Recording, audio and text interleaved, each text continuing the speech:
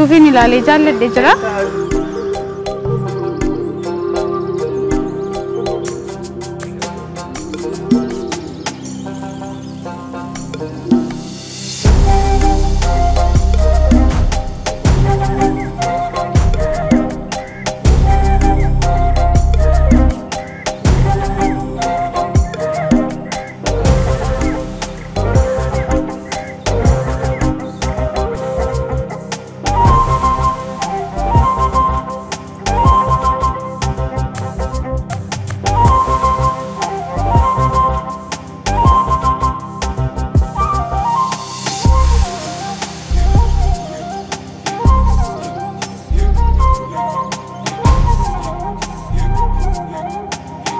Nagaan keenya kabajaaf jaalala bakka jirtanitti isin qaqqabu.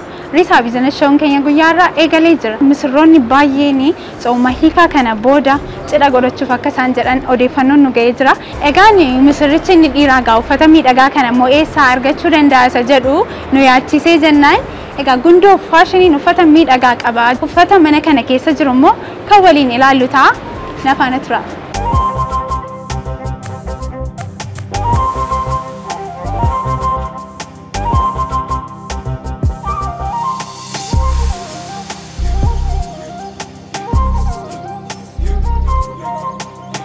Egaa sagantaa keenya Risaa Business Show gundoo faashiniitti taasisuudhaaf dhufnee jirra. Atis immoo maqaa kee gahee hojii kee daawwattoota wajjin wal bari. Okay, baga gundoo faashiniitti baga dhuftanii maqaan koo Abbabaa Tashoomaa jedhama. Asuma faashinii kana keessatti maanaajara ta'een hojjedha. Gundoo maqaa masaarraa yeroon kaasu gundoo jechuun isatti midhaanii qulleessanidha jedhee yaada. Biddeen illee irra ta'a. Sirriidha. Sanumarraa kaastanii moggaastanidha yaada. Maqaan isaa achirra ka'eeti. Gundoo jedhu akka gingilchaatti kan itti sooramu midhaan ittiin qulleessuuf achirratti kasaa akkana ta'e erga baname kun amma yoogaa 20 darbeera faashinoota dhiiraa keessa hojjenna. Egaa misirroonni baay'een tsooma hiikaa kana booddee sagantaa cidhaallee akka isaan qaban odeeffannoo dhaga'een jira. Kanaaf ani immoo uffata miidhagaan dhiironni bakka kamii argachuu danda'u isa jedhu isaanitti agarsiisuudhaaf yeroon jedhu gundoo faashiniin dhufee uffatoota miidhagoodha jettee ati mana kana keessatti gurguraman immoo na daawwachiistadhe mayyaa. Garuu manni keenya baay'ee beekamaadha. Waggaa 20 jechuun baay'eedha bara. Maamila baay'ee qabna. Beekamaadha kana keessatti. Misirroodhaafis cidhaafis yoo barbaadani baay'eetu jira. Maala namni yoo dhufees mana keenya uumaa dhabeen beeku. Biiroodhaafis kan ta'u, kaajuwaalii kan ta'u, suufii namni adda garaagaru baay'eetu jira. Faanfaan kana fakkeenyaaf kana keessaa amma inni kun maanaajeroonni yookiin immoo namni baay'ee suufii yoo barbaade isaan kun normaalii jedhama. Suufii kwaalitii qaba. Kwaalitii keessa ijaa ta'eef adda addaati. Suufiin amma kwaalitiidha kan jedhamu sadarkaa tokko faara kan inni taa'u maaliinidha kan inni beekamu. Kwaalitiidhaan akkamitti beekama? Garuu namni suufii kan uffatu hin beekaa garuu achirra immoo nuti kwalitii ijaa qabuuf maamila ijaa baay'ee qabna. Kana waggaa kana keessa hunda ijaa hojjennee fi amma faashiniin kwalitii kan barbaadu jira. Faashinii qofa immoo kan barbaadu jira. Amma dargaggoon maal fayyadama? Faashinii barbaadan malee kwalitii isaa baay'ee isaan gaafatan.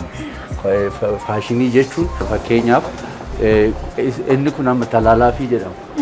Dargaggoon kana laafa.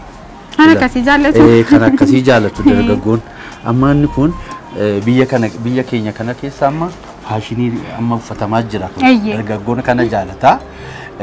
Haala baay'ee qaba. Baay'ee guddaatti keessas jira. Normaali immoo yoo barbaadan immoo amma dammoo isaanni kun immoo ilaaltee inni kunis kan dargaggoota.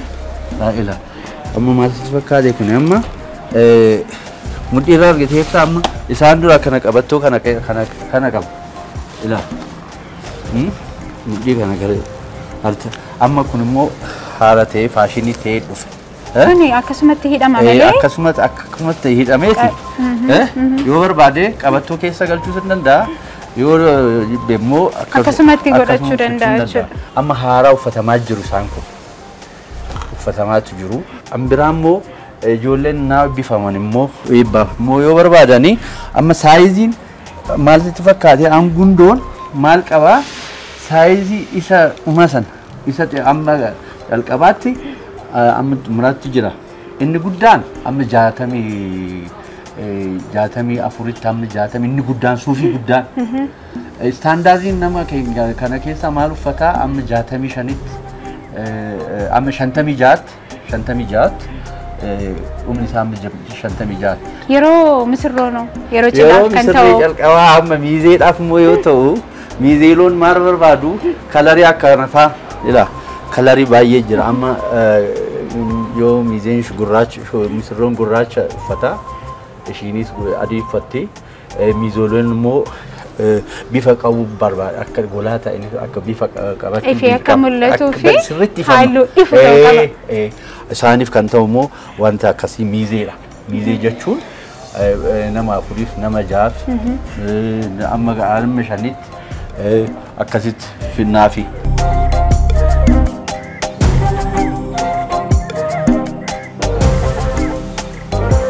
Amma mana kana keessatti suufiin gatii guddaadha jettanii yaadanii suufii isa kam? Fakkeenyaaf isaan kan kanafaa yoo ilaalle amma isaan kan kanafaa gatii guddaa kapitaala baay'ee qabu isaa naa bittus baay'ee. Suufii takkitti naa bittu amma 45tti amma 45tti. Warreen kun? Amma baay'eedha. Miti? Akkasitti yaadeen beekanii. Suufiin egaa suufii yeroo haasaa maroon dhagaa suufii Xaaliyaaniidha. Suufii Turkiidha yeroo jedhamuun dhagaa. Suufiin kun kan eessaati? Kan Turkiidha. Turkii ta'eet amma Turkii ta'eet hundu Turkiidha. Mana faashiniin kana guddoo keessa kan jiran hundu Turkiidha. Turkii ta'een garaagarummaa qabu. Isa xiqqaas isa gatii gadiis kan Turkiiuma isa oleessis kan Turkiiuma. Garaagarummaan isaa maalinni kwaalitii qaba. Kwaalitii standaardii qaba. Amma standaardii jechuun maal jechuudha? Amma inni kun suufii guutuu ta'eet 100% wuulii kan jedhamu. Wuulii sadarkaa qaba. Fakkeenyaaf inni kunis amma 180% jedha kun argitee 80% wuul jedha. Buna naa gurgurtuu buna Harar, buna Jimmaa, buna Wallaggaa jedhama. Inni sadarkaa qaba sadarkaa tokkoffaa. Amma garaagarummaa maalinni standaardii isaati. Sadarkaa grade license ba'aaf grade qaba. Kanaaf kun isa sadarkaa tokkoffaa. Sadarkaa tokkoffaa ta'a. Kalarii baay'ee qaba. Isaan hundu kun tokkuma gosa. Akka keettee jechuudha. Waggaa hamma kana as keessa hojii kana keessa turuudha moo kan siinsi fayyade maal irraa akka deemu maal irratti akka bareedu eenyurraa? Hojii faashinii nan laala. Faashinii diizaayinii nan laalaas. Diizaayinii faashinii jiru malee weebsaayitii keessa weebsaayitii irratti baasan fiddaa achirratti buusteet ilaalta. Sanarraa dhufa jechuudha. Sanarraa dhufaas baay'ee ijaa hojjeteefet kanarratti dhufa.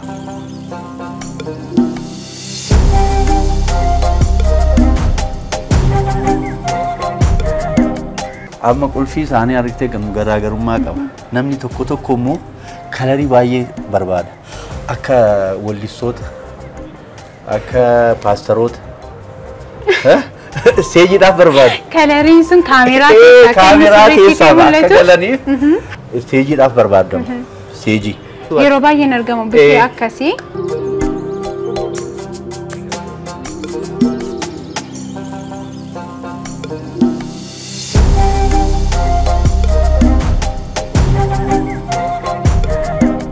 Amma cidhaaf yoo taa'ee cidhaaf immoo kana ilaaltee akka kanatti barbaadu isaan cidhaaf kun.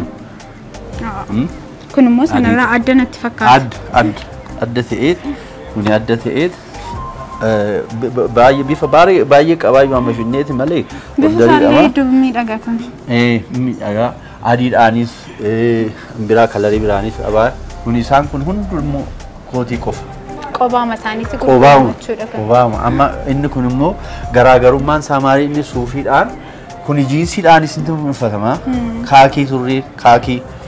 Casually jedhama isaan sportii yeroo lafootti kan kaa'ataman sportii wear jedhama simple without tie uffachuun danda'ama.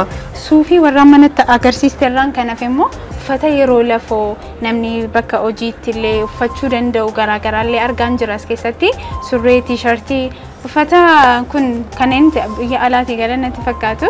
casually kan jedhamani amma shurraabtoota t-shirtoota baay'ee jiru isaan immoo maaliif fakkaatee si jiinsiidhaanis kaakii surreedhaan casually naa dhufatu isaan fayyadamaa dintaa isaaniif taa shurraaboleen t-shirtii akka kana faa t-shirtii waliin cotton brandii isaanii hedduu miidhagu ija namaatti illee ulfaatanii bifi isaanii inta t-shirtiin isaanii quality dha ambraammoo maal surreeloon immoo surreeloon carqii ta'ee qofa kootii isa sila daaltee sana wajjin kan uffataman surreeloon quality qofaa isaaniitti kanneen gurguraman jechuudha qofaa namni kophaa yoo barbaadane surree kophaa yoo barbaadane namni dhufeeti surree babbareeda shamizii wajjin kana kombinashinii itti gooneeti yookiin immoo fakkeenyaaf kana laaltee amma kana shamizii kana wajjin akkanatti uffateeti maachii godheeti kan akka uffatee deema. Kun gaafa ilaalu waanuma naa ta'uyyuun fakkaata.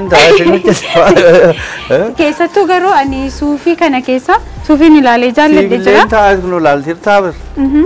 Siif taa'aa kun dubara. Kanneen kun amma toon uffadhe narraan deema. Meelaal taa'aa maaliif ta'uu dida mee sitti bareeda. Kaapiteena fakkaatti deemta maal. Egaa daawwattoota keenya anis ilaalee jaalladheera. Wanti naa ta'ullee hin jiru garuu yaaluun barbaade ergan ilaalee jedheeni. Sinimmoo ilaaltanii yoo naa ta'e yoo daawwattoonni jaallatan anis fudhadheen galeessa.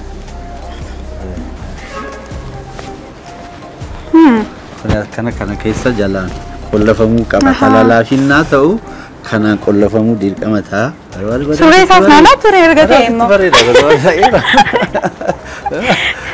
Egaa gamanumaan immoo warreen cidha qabdan akkasumas immoo yeroon eebbaallee barattootatti gaa akka jiru dhageenyarra warreen gaa akka koo kana immoo akkasinitti miidhagu barbaaddanii bareeduu barbaaddanii gundoo faashinii birbirsa gooroo yookiin piyaasaa bakka jedhamutti Adwaa 00 bakka jedhamutti waan argamuuf dhuftanii uffata miidhagaa kanneen kana fakkaatan argachuu dandeessu.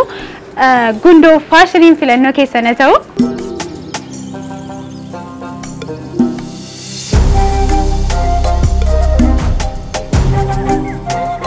Amma immoo gamana kana keessatti kan hafe keessaa tokko kopheedha. Kopheen miidhagoo ija namaatti tolan baay'ee isaa ilaalaan jira. Anis hattuun dhiira ta'e kophee tokko fudhadheen gala jedhee yaadeen ture. Jaarsa koo gara fuulduraadhaaf kopheen miidhagaa kan ija keessa na bu'ee jira. Meebii isuma fuudhee galuu hin danda'a jedhee yaada. Nafaana tura. Kopheewwan immoo adda addatu jira. Amma sila suufii ilaalchaa turre matii. Suufiidhaa waliin kan deeman suufii faana wajjin kan deeman kopheewwan immoo adda adda jira. Kana keessas yoo suufii amma isaan kana komfortii qabu kuni suufii aftaa nu brandii beekamaadha kun amma kulaaniin baay'ee beekamaadha. Brandii Ameerikaatti ture kun amma brandiin isaa quality ijaa ta'eef brandii gundoon brandii raamana brandiin amanna nuti quality beekamaa standardii kan qabu kopheewwan keenya hundu standardii keessa galaniiru standardii kan hin taane hin finnu nutis. Akkatti namatti kan tolu komfortii kan qabu kan bareedus miidhagina kan qabu ija namaatti hedduu tolaan illee jaalladheera. Yoo ilaalta amma namni miila isaa kan nuku amma kophee kana yoo godhate kophee biraan jaalatu bakka kana malee bakka kulahaan malee kophee biraan jibbaas hin jedhe bakka kun ijaa Salamoon brand originaala fiduun gundoon beekamaadha. Kophee kana fakkaatu gama sanatti ilaalaan jira. Sun waanuma naaf ta'u natti fakkaata. Mee ilaaluu laata? Ilaalladhu baay'ee akkamitti ilaaltee? Xinneenyuma isaa arginu natti fakkaata. Gatiin isaa immoo kam laata? Gatiin isaa wal booda wal gatiin rakkina qabu booda wal dubbanna. Ambiraan immoo kopheen maal sitti fakkaate misirroodhaaf kan ta'ani. Amma kophee kana argitee akkatti bareedu. Hedduu miidhaga. Baay'ee miidhaga misirroodhaaf hin ta'a. Kanan ilaaleedha kan itti na jalaa fuudhaa jirtu. Kanan dhumarratti ni fudhadhee gala jedhee yaadee ture. Egaa gara daawwattoota keenyatti as baasteerta. Yoo fuutees baasii kanaan fuudhuu hin dandeessa. Adda adda kana kun kanaan hin jira. Nasarjee kun amma misirroodhaaf. Kanneen kun egaa yeroo cidhaa kan kaa'ataman. Cidhaaf ta'a. Hedduu miidhaga ija namaatti illee hin tola. Hin tola baay'eetu jira. Amma faashinii keessa naa galtu faashiniin baay'eetu jira. Amma isa xiqqaan argite malee meeshaaleen jira ammoo baay'eetu jira amma qabattoo fa'aa. As kootu taa'eet mi'aatis baay'ee dadhabdeet ta'a. Xiqqoo ishee. qabattoo faarii teettaa asirratti qabattoo faatu jira kaalsii faana jiru booksirii keessa jiru butterfly kan jedhamu akka bootaay karabaatuun kan misirroodhaaf kan ta'us jira nama guddaafis kan ta'u jira sagantaa tokkoofis kan jiru baay'eetu jira mana keessatti stoorii keessa yoo galte immoo baay'eetu jira amma displeedhaaf kan ta'an baasnee saampilii baasna malee meeshaalee hunda yoo baasne iddoonis hin ga'u hin bareedus yoo faashinoon diizaayiniidhaan taa'uu qaba diizaayiniidhaan barreessinee naa displee naa hojjennu akka saanii amma displee argiteertamati bareechuu qaba naa hojjetan naa dardarnu sirriitti namni sirriitti galee wanta barbaadu na sirriitti hubachuu qaba kaasuu qaba karabaatichas shamizis suufii sirriitti yoo akkana xiqqxiqqinaa jedhu beeksisu hin bareedus ittiin tolus hin bareedus kanaafuu baay'ee baasnaa fi diizaayiniidhaaf baay'ee baasna faashinii diizaayinii barbaada. Egaa gundoo faashinii irra keessa isaa deemee ilaaleera uffata mimmiidhagaa hedduun argee akkasumas immoo kopheelli babbareedoo argeen jira kan namni kamiyyuu kaachuu danda'u yeroo ispoortiis yeroo lafoos akkasuma yeroo cidhaaf kan ta'u mana kana keessa gaa namni dhiirri ol seenee harka duwwaa ba'a jedhee yaadu. Dhugaadha giftiidhaafis yoo barbaade amma ati abbaa manaa keetiif yoo barbaade hiriyaa keetiifis yoo barbaadde yookiin suufii bituu baannaan qabattoo bitaa. Ankanuma sila ilaale kan bita kophee. Kophee bituu baannaan qabattoo bittaaf qabattoo bituu baannaan immoo shittoo bittaaf. Shittoo bituu baannaan immoo booksarii bittaaf baay'eetu jira. Dhiiraaf giftii kennuuf kennaan dhiiraaf baay'eetu jira. Gundoo faashiniin gara fuulduraatti immoo damee babal'isuudha moo industirii kan biraa keessatti hirmaachuudha kaayyoo inni qabu? Hin babal'isne dirqama maamila keenyaas baay'ee nu gaafachaa jiru iddoo kamitti iddootti fakkeenyaaf iddoo biraatti amma Hawaasaatti Adaamaatti Jimmatti maaliif hin dhuftanii nu gaafachaa jiru achi keessattis amma achirratti banuuf amma taafannaa keessa jirna hin bannaaf biraanchii keenya sirriitti amma booleedhaafis si'achi immoo amma biraanchii sadaffaa boolee irratti banuuf amma qophiisaa keessa jirna si'achi immoo maamila baay'eetu nu gaafachaa jira Naqqamtee Adaamaa Jimmaa fi Hawaasaa baay'ee nu gaafachuu jiru maamila achimmoo si'achi fuulduratti garuu kaayyoo keessan keessa uffata dubartiin hin jiru laata kanuma dhiiraa qofaadhaan itti garuu ammatti yaadne nuufis itti yaadaa kana yaada keessa kaa'adha ammatti yaadne fuulduratti itti yaadna jedhee sana yaada. Anis gaa of yaadachuu qabna jedheen kanuma dhiiraa qofaa garuu fuulduratti itti yaadnaa jirra. Tole egaa guyyaarraa Risaa Biizinasi Showuu keenya gundoo faashiniitti taasisnee jirra uffata miidhagoo na daawwachiistee jirta. Egaa daawwattoonni keenya illee ilaalanii kan jaallachuu danda'u jedhu baay'ee isaa daawwannee jirra. Yeroo keerraa waan alaattee fi guddaa galatoomi.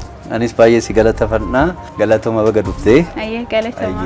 Egaa kabajamtoota daawwattoota keenya Risaa Biizinasi Showuun keenya guyyaa har'aa kana hanga ammaatti daawwattan ture gundoo faashiniitti argamne uffata dhiironni yeroo kamiyyuu kaawwachuu danda'an akkasumas kophee yeroo garaagaraatti godhachuu dandeessan miidhagoo jira. Bakka kana egaa ani isinii filuu hin danda'u isinumti ofii keessanii dhuftanii akka ilaaltan isiniin affeera. Egaa Risaa Biizinasi Showuun keenya kan torban kana fakkaata ture torban dhufu immoo sagantaa biraatiin haga walitti deebinutti nagaan tura.